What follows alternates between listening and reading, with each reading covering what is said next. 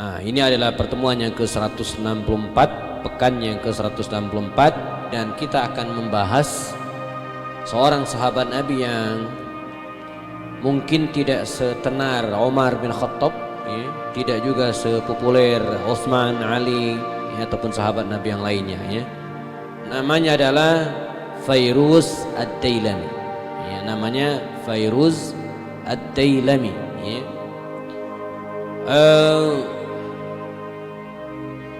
Sebelum kita mulai bahas, ya, siapakah Fairuz Ad-Dailami ini, jazakumullah, bahwa ketika kita bicara tentang hidayah yang diberikan oleh Allah Subhanahu wa taala kepada seseorang, dan diantaranya kepada Fairuz Ad-Dailami ini, itu berbagai macam cara, ya. Jadi Allah memberikan hidayah kepada seseorang itu macam-macam, ya. Ada yang sulit, ya. Ada yang mudah, ya. Ada yang perantaranya itu harta mungkin, ya, atau kesulitan-kesulitan hidup, ya. Kita temukan ada orang yang baru mendapatkan hidayah Allah ketika diuji dengan misalnya penyakit yang, ya, tak kunjung sembuh misalnya, lalu kemudian dia insaf, sadar, taubat, dan kemudian mendekati Allah Subhanahu wa taala, ya. Tapi tidak sedikit juga jemaah ada orang yang diuji oleh Allah dalam tanda kutip, ya, dengan limpahan rezeki, ya, kekayaan. Ada orang seperti itu, ya. Lalu kemudian dengan ungkapan syukur yang luar biasa, lalu kemudian dia hijrah dan mendekati Allah Subhanahu wa taala, ya. Dan di antara sekian banyak itu ada juga orang yang mendapatkan hidayah dari Allah Subhanahu wa taala setelah tidak bisa berkutik, yang melihat kebenaran yang ada di matanya, ya. Jadi dia melihat kebenaran ini tidak mungkin datang kecuali dari Zat Sang Maha Pencipta, ya. Jadi secara logika, ya, ini tidak mungkin diterima, gitu kan, tidak diterima oleh akal, dan ini bukan suatu hal yang biasa, ya. Kita pernah bahas seorang sahabat Nabi namanya Umair bin Wahab Al-Jumahi, ya. Umair bin Wahab Al-Jumahi, di mana dia pernah bersekutu dengan Sofwan bin Umayyah, ya, salah seorang tokoh Quraisy pada waktu itu. Mereka bertemu di malam yang gelap di atas sebuah batu di Makkah Al-Mukarramah. Tak ada yang lihat, hanya mereka berdua, dan mereka sepakat untuk bunuh Rasulullah SAW. Nah, berangkatlah Umair bin Wahab Al-Jumahi ke Madinah. Al-Jumahi ingin membunuh Rasulullah. Nah, tapi kita ingat ceritanya, ketika dia masuk, anakumullah, kata Rasul, "Mabika ya Umar, untuk apa engkau datang ya Umar?" Kata dia, "Saya ingin menebus adik saya atau anak saya yang kau tawan." "Enggak," kata Rasul, "Anda datang pengen ngebunuh saya. Bahwa engkau, ya, Anda bersama dengan Sofwan bin Umayyah telah duduk berdua di batu ini, dekat ini, pada malam ini, dan seterusnya." Detail banget Nabi sampaikan. Dan, ya, waktu itu kan tidak ada CCTV, ya. Maka dia terhenyak kaget, ya. Bagaimana mungkin Muhammad tahu kemufakatannya untuk bunuh Nabi itu, di mana waktu itu tidak ada seorang pun yang tahu kecuali mereka berdua. Maka dia tidak bisa menolak kebenaran itu lagi, jamaah, dan kemudian dia pun mendapatkan hidayah dan masuk Islam. Nah, ada orang-orang yang seperti itu, ya. Nah, di depan kita ini ada Fairuz Ad-Dailami ini, alhamdulillah, seorang yang saya gelari dengan sang pemburu nabi palsu, karena ini prestasi terbesarnya. Bahkan dia berhasil membunuh nabi palsu pada waktu itu, ya. Namanya adalah Fairuz Ad-Dailami. Fairuz Ad-Dailami. Dalam banyak kitab sirah disebutkan, ya. Misalnya dalam kitab Syiar Alamin Nubala karangan Imam Az-Zahabi, ya, beliau punya panggilan Abu Abdillah, ya, atau Abu Abdurrahman, atau Abu Tuhab. Barangkali dia punya anak sekian orang ini dan sering dipanggil dengan nama anak-anaknya tersebut. Nah, ini dalam bahasa Arab disebut dengan kunyah, ya, di mana seseorang itu dipanggil dengan awalan Abu, ya. Nah, dan ini menjadi kebiasaan bangsa Arab sampai hari ini. Sampai hari ini disebut dengan kunyah. Jadi ada nama asli, ada kunyah, ada laqab. Rasulullah nama aslinya Muhammad SAW. Kunyahnya Abul Qasim, bapaknya si Qasim. Laqabnya, julukannya Al-Amin. Nah, begitu kira-kira, ya. Khalid itu nama aslinya, kunyahnya Abu Sulaiman, laqabnya Saifullah, ya, Saifullahil Maslul. Utsman bin Affan itu nama aslinya, kunyahnya Abu Abdillah, ya, laqabnya, julukannya adalah Dzunurain. Ya, demikian dengan para sahabatnya. Dan dia juga dipanggil dengan Ibnu Ad-Dailami, ya, karena dinisbahkan kepada ayahnya. Ayahnya berasal dari keturunan Persia, ya, karena waktu itu daerah Yaman ini, jazakumullah, ya, masuk dalam kekuasaan Persia, ya, sebagiannya. Ibunya berasal dari bangsa Arab, ya, maka keturunan mereka itu disebut dengan abna, jadi campuran, ya. Bapaknya dari negeri Persia, ya, lalu kemudian ibunya berasal dari Arab, ada keturunan bangsa Arab, ya. Nah, bagaimana kisah keislamannya? Setelah terjadinya perjanjian Hudaybiyah, ya, di tahun ke-6 Hijriah, ya, di akhir 6 Hijriah, baginda Rasulullah SAW mengirimkan berbagai surat. Ada 8 surat dikirimkan oleh Rasul ke berbagai raja waktu itu. Pernah kita bahas pada pertemuan sebelumnya. Nah, di antara surat Nabi itu ada yang dikirimkan ke Kisra, raja Persia. Yang membawa surat Nabi adalah Abdullah bin Hudzafah As-Sahmi namanya, ya. Jadi Nabi mengutus, ini kisah keislaman dari Fairuz. Nabi mengutus Abdullah bin Hudzafah As-Sahmi membawa surat beliau ke Persia, daerah Iran hari ini. Jamaah dapat bayangin perjalanannya dari Madinah menuju ke Iran. Itu menurut riwayat, Pak, bisa tembus 2 bulan, ya, dengan medan yang sangat berbahaya, ya. Dia harus melewati padang pasir Sahara, dia harus melewati kawanan-kawanan rampok yang kapan bisa mencelakakannya, ya. Nah, maka berangkatlah Abdullah bin Hudzafah As-Sahmi ini membawa surat Rasulullah dan disampaikanlah kepada Kisra, raja Persia, ya. Dan dibacakanlah. Nah, begitu dibacakan, ya, Assalamu ala man ittaba'al huda. Demikian awal surat Rasul, ya. Nah, jadi bukan Assalamualaikum, ya, bukan yang lainnya, bukan salam sejahtera, ya, tapi semakna dengan itu.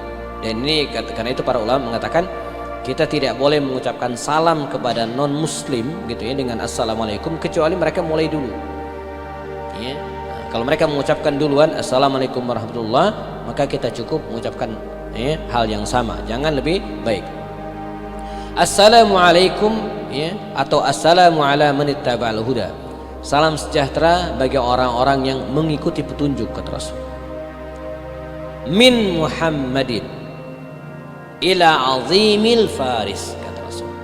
Surat ini dari Muhammad kepada pembesar Persia, ya. Begitu namanya disebut, begitu nama Nabi Muhammad disebut lebih dulu dari namanya, jemaah, ya, maka raja Persia ini marah. Kan Nabi surat mengawali suratnya min Muhammadin, dari Muhammadin SAW, ya, ila azimi, ya, al-Faris, kepada penguasa Persia. Dia tersinggung luar biasa, raja Persia ini. Dirampas surat tersebut, jemaah, kemudian dirobek-robek dan dimaki-maki itu utusan Rasulullah. Maka karena tidak mendapatkan sambutan yang baik, akhirnya Abdullah bin Hudzafah As-Sahmi ini pulang ke Madinah Al-Munawwarah dan laporan kepada Rasul SAW. Nah, belakangan kita kenal, kita tahu jawaban Rasul ketika Nabi mendapatkan laporan bahwa suratnya dirobek-robek. Kata Rasul apa? Mazzaqahullahu mulka, semoga Allah merobek-robek kerajaannya, ya. Nanti kita akan jelaskan bagaimana nasib dari kerajaan Persia ini, ya. Nah, pulanglah Abdullah bin Hudzafah As-Sahmi ini, rahimallahu. Nah, sementara raja ini, ya, begitu dia setelah merobek-robek surat tersebut, ya, lalu kemudian dia sadar dan belum sempat membaca surat itu. Akhirnya dia menyuruh kepada pengawalnya untuk memanggil kembali Abdullah bin Hudzafah ini, utusan Nabi. Tapi sayangnya Abdullah sudah keburu pergi dan meninggalkan tempat tersebut. Maka raja Persia ini segera mengirimkan utusan ke bawahannya di Yaman, namanya Bazar, ya, penguasa Yaman, dengan instruksi kirimkan utusan ke Madinah Yathrib pada waktu itu. Temui orang yang namanya Muhammad yang ngirim surat kepada saya dan berikan ancaman kepada dia dan asusnya, kalau tidak mau tunduk kepada kekuasaan kami maka kami akan hancurkan Anda. Demikian kira-kira. Ya. Maka berangkatlah utusan Bazan ini dari Yaman ini jamaah menuju ke Madinah Al-Munawwarah dan ketemu Rasul sallallahu alaihi wasallam. Begitu ketemu Rasul dan Nabi juga sudah mendapatkan informasi lebih awal tentang ditolaknya surat beliau ini ya. Menghadaplah dua utusan Bazan ini, kata Rasulullah SAW, tunggu ya, Anda istirahat, besok temui saya lagi, kata Rasul. Demikian dikisahkan. Maka dua orang ini diperlakukan dengan sangat baik sebagai utusan dan susnya. Besok dia ketemu Rasul SAW dan kemudian kata utusan ini, kami utusan ya, dari Persia yang diutus langsung oleh Bazan ya, penguasa negeri Yaman ya, menyampaikan pesan dari Raja Persia, meminta Anda untuk tetap tunduk kepada raja kami, yaitu Kisra, Raja Persia. Kata Rasulullah, ya, ketahuilah Anda kalau pulang nanti tidak akan bisa ketemu dengan raja Anda. Mengapa? Karena raja Anda ya, Kisra Persia itu ya telah dibunuh atau akan dibunuh, kata Rasul. Bahkan Nabi yang menyebutkan perkiraan waktunya pada tanggal sekian ya, waktu sekian dan seterusnya. Nah, heranlah orang ini, nakumullah, dua utusan ini bagaimana mungkin Nabi tahu? Ya. Maka pulanglah utusan ini, ya, nakumullah, kembali ke Yaman, ya, ke Bazan, dan diceritakanlah. Bazan kaget luar biasa. Nah, Bazan kaget. Akhirnya apa kata Bazan? Kita akan lihat, ya, kalau betul ungkapan atau ucapan Muhammad itu bahwa raja kita, Raja Persia akan mati dibunuh, berarti betul dia seorang nabi. Kita tunggu. Dan tidak berbilang sekian hari kemudian ya, mereka mendapatkan informasi bahwa raja yang dulu merobek-robek surat Rasulullah itu ya, dibunuh oleh anaknya sendiri dan kerajaannya pun dikudeta. Maka Bazan akhirnya kaget luar biasa dan puncaknya dia pun memeluk Islam. Maka seluruh hampir masyarakat Yaman itu memeluk Islam bersama dengan penguasanya yaitu Bazan, dan tak terkecuali yang masuk Islam itu adalah Fairuz Ad-Dailami. Nah, jadi ya dia masuk Islam melihat nubuat ya, bagaimana bukan perkiraan sebenarnya ya, nubuat Rasulullah SAW itu terbukti betul-betul dan ini tidak bisa diterima oleh akal. Maka saya sampaikan tadi hidayah itu ya macam-macam. Ada orang yang mendapatkan hidayah karena memang sudah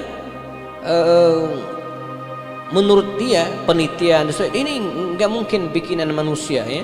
Kita menemukan banyak cerita ya bagaimana hari ini banyak ilmuwan ya yang melakukan penelitian dan terhadap Al-Quran mendapatkan hidayah ya, karena menurutnya Al-Quran ini tidak mungkin dibikin oleh manusia, pasti dibikin oleh ya, Allah Subhanahu Wa Taala ya. Maka dia pun masuk Islam bersama dengan para penduduk negeri Yaman. Dan dia pun sering bolak-balik ketemu Rasulullah SAW, datang ke Madinah Al-Munawwarah, dan sesekali juga dia pulang ke Mekah ya, Mekah dan kemudian ke Yaman ya, mengikuti beberapa peperangan di masa Rasul SAW ya, ada Fath Makkah dan seterusnya, sampai kemudian Nabi meninggal dunia ya. Ada beberapa peristiwa yang dicatat dalam sejarah ya, terkait dengan Fairuz ini ya. Di antaranya dia pernah menghadap baginda Rasulullah SAW. Saya bacakan hadisnya. Riwayat Imam Ahmad bin Hanbal.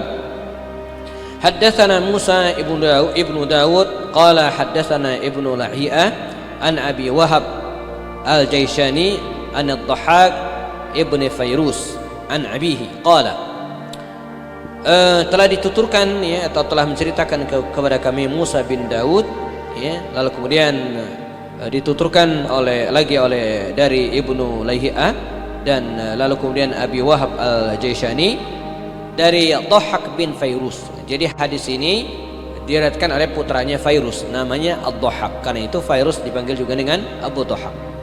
Apa kata Fairuz? Aslamtu wa indi imra'atan. Ya, saya masuk Islam. Wa indi imra'atan, dan punya dua istri. Ukhtan, yang bersaudara. Fa'amarani an-nabiy sallallahu alaihi wasallam an utalliqa ihdahuma. Maka Nabi memerintahkan kepadaku agar menceraikan salah seorang di antara keduanya.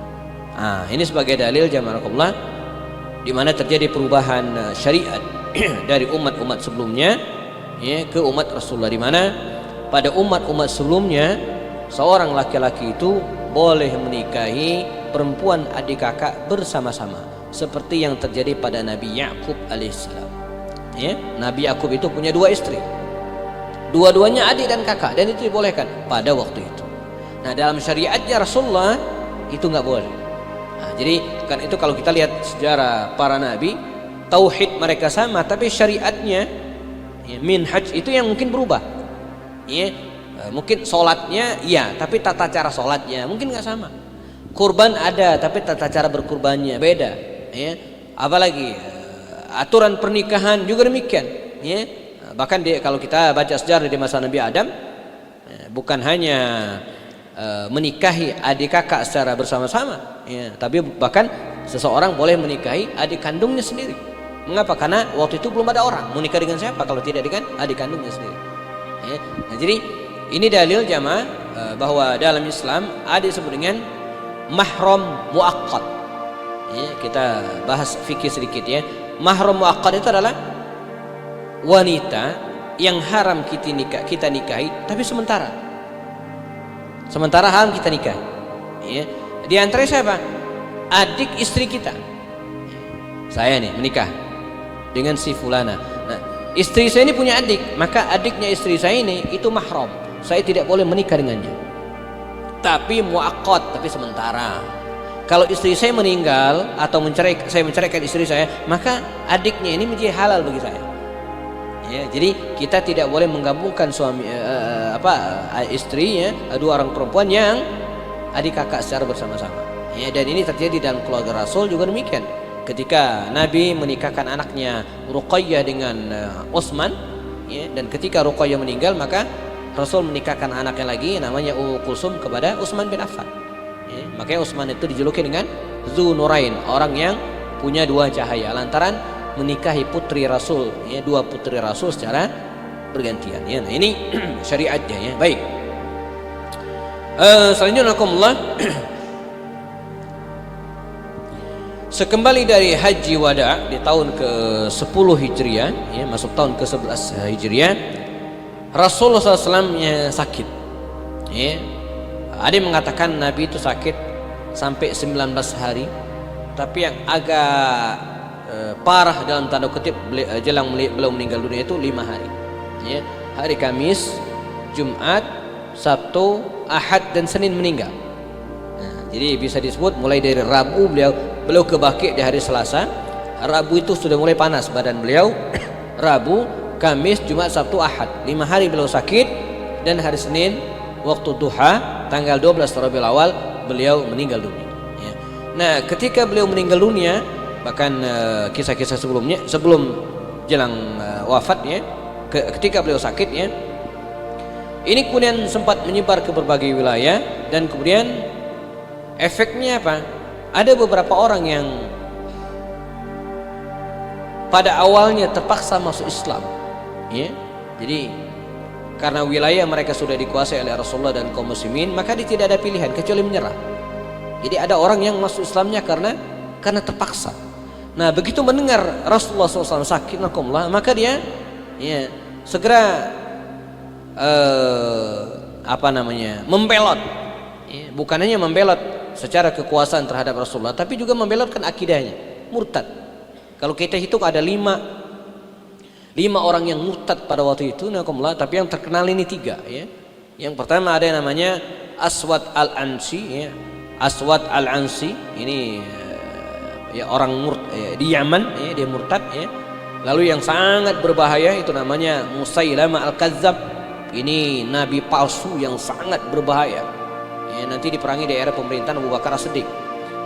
Ada lagi namanya Tulaiha bin Khuwailid al-Asadi dari kabilah Bani Asad ya. Dia juga diperangi oleh Abu Bakar As-Siddiq pada masanya ya. Nanti ada lagi nabi palsu namanya Malik bin Nuwairah ya, walaupun tidak begitu berbahaya tapi sempat diperangi oleh Khalid bin Walid. Ada lagi namanya seorang perempuan namanya Saja, seorang penyihir yang juga ya, dikisahkan sempat mengaku dirinya sebagai seorang nabi perempuan. Ya, nah, yang berbahaya ini tiga ini, Aswad al-Ansi, Musailamah al-Kadzdzab, dan Tulaiha bin Khuwailid al-Asadi. Ketiga-tiganya ini mengklaim diri mereka sebagai nabi dan menerima wahyu. Ya, ketiga-tiganya ini ya.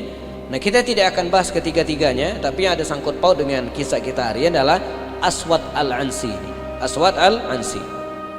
Aswad al-Ansi ini, ya makallah, dia tadinya tukang tenung ya, penyihir. Dia punya kemampuan untuk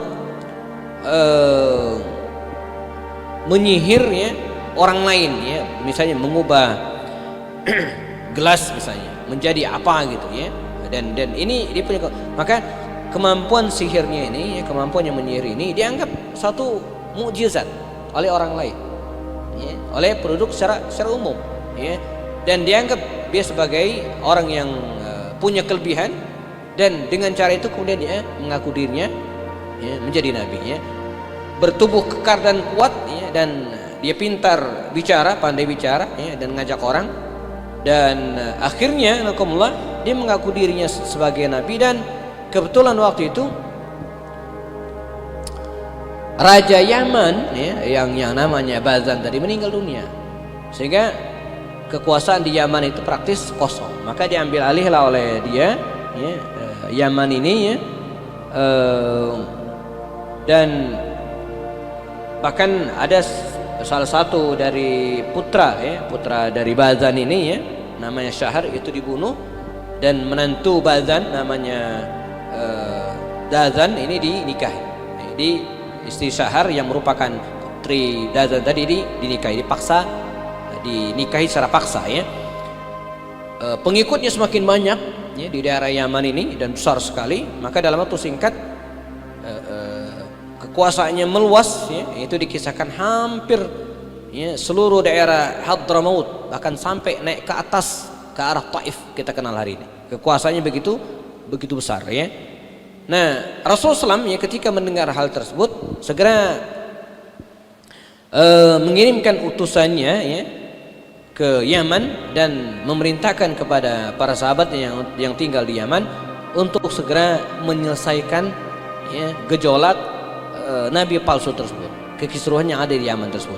Maka para sahabat segera, namun karena kekuasaan Aswad al-Ansi ini luar biasa ya, maka tidak bisa membendungnya, sehingga banyak di antara para sahabat Nabi waktu itu bingung mau melakukan apa. Tapi dari apa yang mereka lihat, bahwa pusat dari gejolak ini itu hanya ada pada diri Aswad al-Ansi. Artinya ketika Aswad al-Ansi ini dibereskan, maka urusan selesai. Makanya ada semacam hikmah tersendiri di satu sisi, walaupun ada sisi negatifnya, ketika Allah jamaah menurunkan Nabi akhir zaman itu di Jazirah Arab. Saya pernah jelaskan, secara umum bangsa Arab itu sangat kuat fanatiknya, fanatisme kesukaan itu sangat kuat. Ini ada positif dan ada negatifnya. Positifnya apa? Mereka yang sangat kuat fanatis kesukuannya itu jamaah, itu gampang dipegang, pegang palanya, ekornya ikut semua ya. Jadi kepalanya pegang ya, maka yang lain ikut. Cuman masalahnya kalau kepalanya lepas, yang lain lepas juga ya. Nah, mengapa Islam relatif cepat tersebar di Jazirah Arab dan sekitarnya? Karena mereka punya karakter ini. Begitu kepalanya dipegang, maka sak kampung itu masuk Islam semua ya. Nah, tapi ketika dia murtad, maka sakampung murtad juga. Nanti kita ketemu dengan Musailamah juga demikian. Musailamah ke tokoh dari kabilah Bani Hanifah ya. Ketika dia murtad, maka ya, suku-sukunya itu murtad juga, walaupun dia tahu bahwa Musailamah itu pendusta.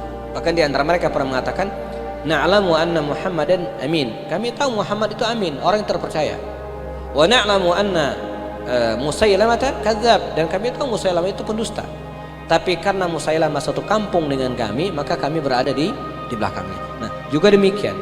Karena itu para sahabat segera membuat rencana, kira-kira demikian, strategi untuk menumpas gerakan tersebut. Dan satu-satunya jalan adalah dengan cara membunuh ya Aswad Al-Ansi. Nah, siapa yang akan menjadi eksekutornya? Ya. Dan ini adalah pilihan yang paling kecil mudaratnya. Maka dalam kaidah usul fikih jamaah ada disebut dengan memilih risiko yang paling kecil. Ya.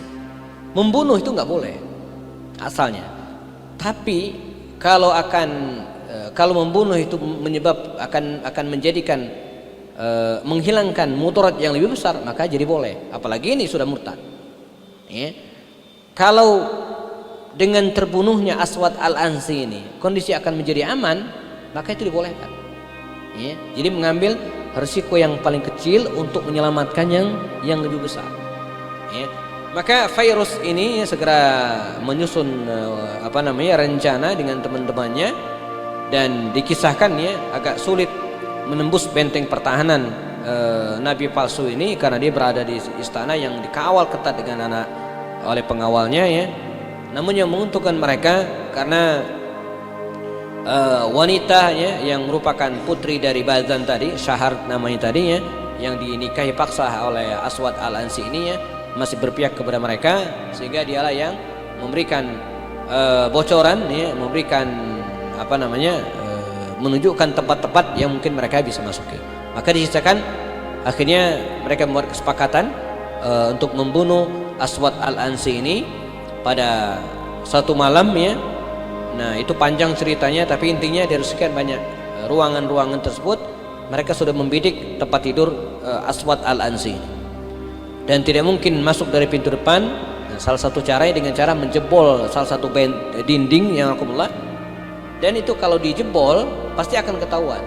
Maka mereka menyewa salah seorang pekerja ya untuk melubangi dinding itu dari dalam, sehingga dari luar nggak ketahuan, dan disisakan bagian tipis saja ya, jadi tidak dijebol habis.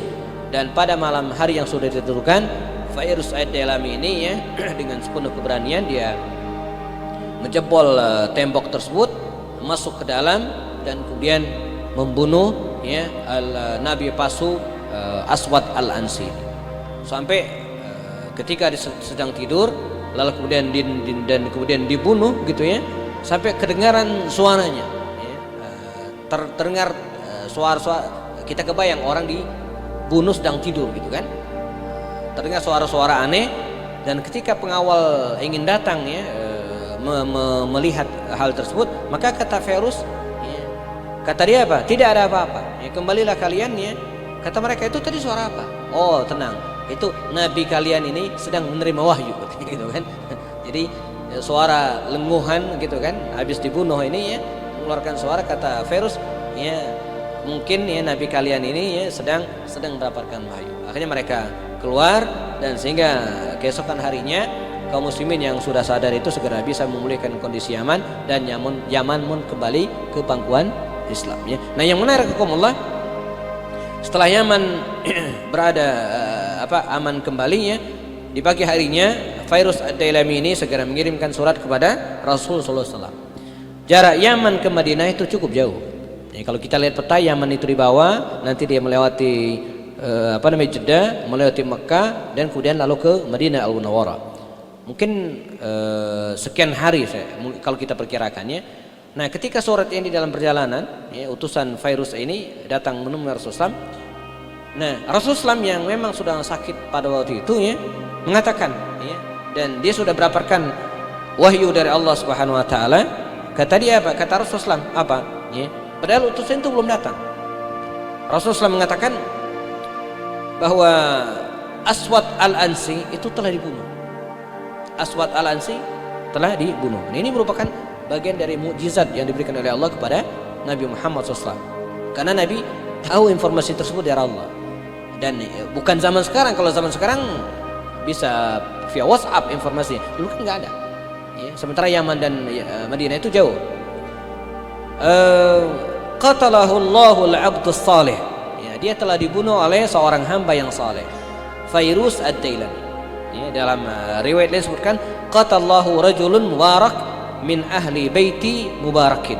Ya, yang membunuh Aswad Al-Ansi adalah seorang lelaki yang diberkati min ahli baiti mubarakin, dari keluarga yang diberkati.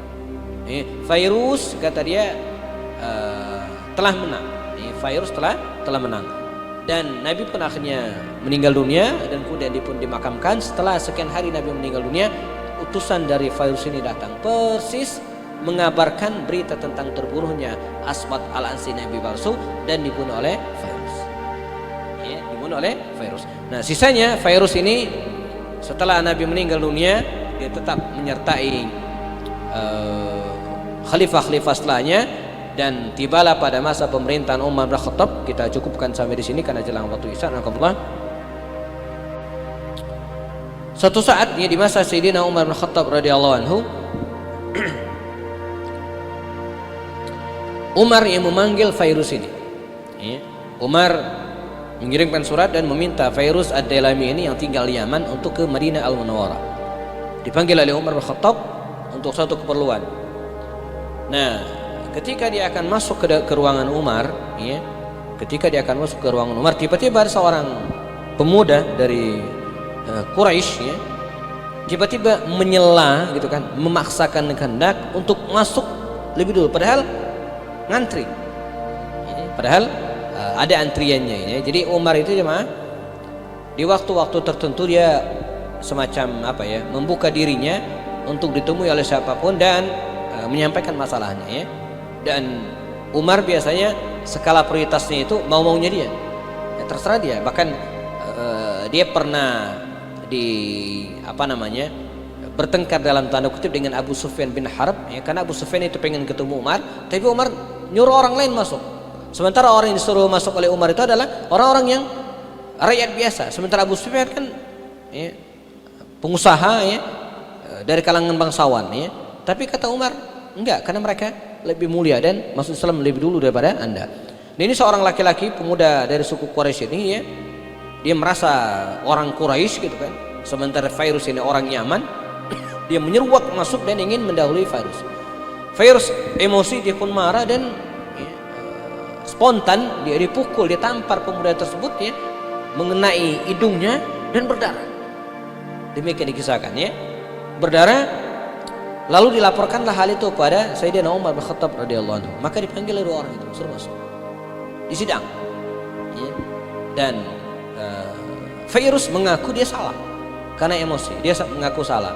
Kata Umar, al-qisasu ya Fairuz. Kalau begitu diberlakukan qisas. Qisas itu artinya jemaah membalas kejahatan seseorang sesuai dengan kejahatan. Jadi kalau seseorang ditampar maka dia harus ditampar juga. Kalau dia dari telinga, motong telinga orang, maka telinganya harus dipotong juga. Kalau dia membunuh maka dia dibunuh juga. Nah, kata Umar bin Khattab, al-qisasu ya Fairuz. Kata Fairuz, nggak masalah. Artinya dia siap ditampar juga. Namun sebelum qisas itu dilaksanakan, artinya ditampar juga, dan Fairuz sudah siap berlutut di hadapan Umar dan pemuda Arab ini yang segera akan menamparnya. Ada satu peristiwa menarik. Kata Umar bin Khattab, mahlan ya ayuhas syabab, mahlan ayuhas syabab, sabar anak muda katanya. Sebelum engkau membalas tamparan Fairuz ini, katanya gitu saya ingin menyampaikan suatu hal yang pernah saya dengar dari Rasul sallallahu alaihi wasallam. Ini kita bicara tentang kemuliaan Fairuz. Apa itu? Rasul SAW pernah bersabda menjelang dia meninggal dunia bahwa Aswad al-Ansi Nabi palsu sudah terbunuh, dan yang membunuhnya adalah rajulun atau al-abdus saleh, orang yang soleh, Fairuz ad-Dailami. Jadi kata Umar kepada anak muda ini hak Anda untuk balas. Tampar sampai berdarah hidungnya, itu hak Anda. Tapi sebelum Anda melakukan hal itu, saya ingin menyampaikan satu hal. Setelah itu Anda pikirkan. Dulu Nabi pernah mengatakan bahwa Aswad al-Ansli telah dibunuh, Nabi palsu, dan yang membunuhnya adalah al-abdus saleh Fairuz ad-Dailami. Nah, ini orangnya. Saya sudah menyampaikan, kata Umar. Nah, sekarang terserah Anda. Apakah Anda pengen memaafkan atau menampar? Itu hak Anda. Apa kata pemuda itu? Sungguh aku telah memaafkannya setelah aku mendengarnya dari Rasul sallallahu alaihi wasallam. Maksudnya kalimat Rasul sallallahu alaihi wasallam. Dan seketika juga Fairuz pun akhirnya memberi pemuda itu sebuah pedang, lalu kemudian dikisahkan seekor kuda dan 30.000 uqiyah ya, kepingan uang emas ya, dari hartanya. Lalu kemudian mengatakan, pemberian maafmu tentu akan berpahala wahai saudaraku Quraisy, dan engkau pun akan mendapatkan harta. Maka berdamailah mereka, tersenyumlah Umar bin Khattab melihat keduanya, dan ini menunjukkan tentang betapa Fairuz Ad-Dailami ini orang yang dipuji oleh Rasul sebagai al-abdu as-saleh, ya, seorang hamba yang soleh. Dia terus hidup jamaah sekalian pada masa pemerintahan Utsman bin Affan, lalu kemudian pada pemerintahan Ali bin Abi Thalib ya. Para ulama berbeda pendapat.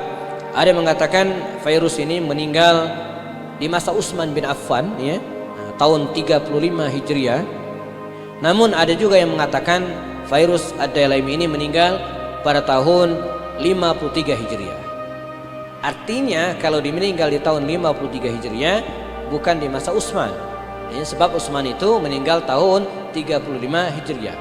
Ya, dia meninggal di era pemerintahan Muawiyah bin Abu Sufyan di Yaman, dan karena itu makamnya hari ini kita temukan di daerah Yaman. Nah, ini seorang Fairuz Ad-Dailami ya, seorang yang dipuji langsung oleh Rasul dengan sebutan dia adalah al-abdu as-saleh ya, seorang hamba yang soleh, dan rajulun ya mubarak ya, seorang laki-laki yang diberkahi. Dan kalaulah Rasulullah sudah menjuluki dengan al-abdus soleh, seorang hamba yang soleh dan seorang laki-laki yang diberkahi ya, maka para ulama mengatakan malahu jaza ya illa al-jannah, maka tidak ada balasan kecuali, tidak ada kalimat yang teks ya, langsung menyatakan bahwa Fairuz masuk surga, tapi dengan ungkapan huwal abdus saleh wa rajulan mubarak itu ya, para ulama mengatakan huwa min ahli al-jannah, dia termasuk penghuni surga. Apalagi kiprahnya setelah itu tidak ada yang membuat dia keluar dari Islam dan tetap meninggal dalam keadaan muslim sebagaimana yang dikisahkan dalam banyak riwayat. Nah, ini sedikit kisah tentang Fairuz Ad-Dailami, seorang sahabat yang mungkin jarang disebut dalam banyak buku sejarah ya, tapi sosoknya jelas ada ya, dan termasuk orang yang membaiat baginda Rasul walaupun di akhir-akhir. Dia masuk Islam sekitar tahun ke-7 Hijriah ya, jelang 3 tahun sebelum Nabi SAW meninggal dunia ya. Baik, ini yang bisa disampaikan pada kesempatan kali ini. Sekitar beberapa menit lagi kita akan masuk waktu Isya ya. Iya ya, 19.04. Di antara jamaah adakah pertanyaan sebelum kita menyimak azan? Kalau tidak ada, dicukupkan. Kita ketemu lagi pada pertemuan depan insyaallah ya, dalam serial kajian sirah sahabat serial sahabat Rasulullah ya. Kalau tidak salah ini adalah sahabat Nabi yang ke-82 yang kita bahas ya. Baik, sudah masuk waktu Isya, kita siap-siap melaksanakan sholat Isya secara berjamaah. Bagi yang sudah batal wudunya silakan berwudu ulang ya, karena kita akan melaksanakan sholat Isya. Kepada muadzin silakan kumandangkan azan. Sempurnakan dengan kafarat majelis. Subhanaka bihamdika asyhadu an la ilaha illa anta astaghfiruka wa atubu ilaik. Assalamualaikum warahmatullahi taala wabarakatuh.